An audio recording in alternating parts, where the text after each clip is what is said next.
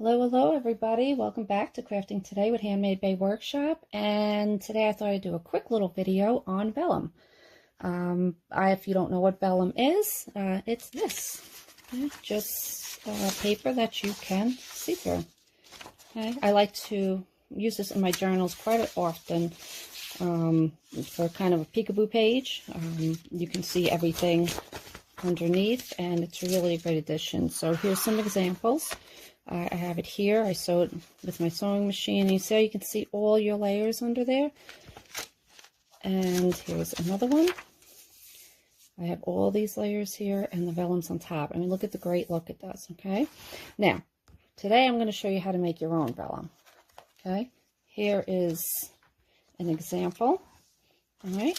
I printed this. You can use whatever image you want. And you see how it just adds another little layer to the look of your page.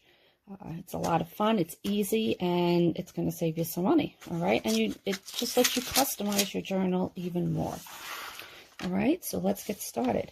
So today we are using images from With Love L Journals, and I'm going to put her link down in the description, so make sure you click on her store. It's an Etsy store. Follow her. She has really great fussy cut kits, and these are the ones we are going to do today because it's Valentine's Day time. All right, so the first thing you want to use is tracing paper. Cheap tracing paper. Don't buy anything fancy. Go to your dollar store. Mine did not have any. These are the two I have. I think I got this at Walmart some time ago.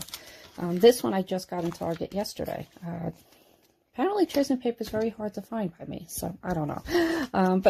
The pads that I find are 9 by 12s. You're going to need to cut those down for your print. It's the 8.5 by 11. Okay. Now everybody's printers are different, so just follow the directions on your printer.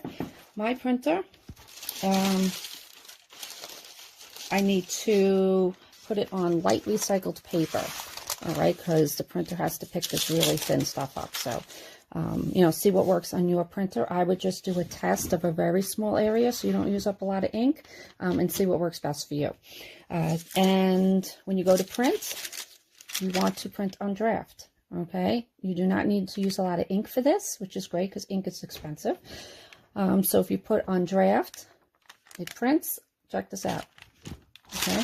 Here's your regular cardstock, and here is your DIY vellum.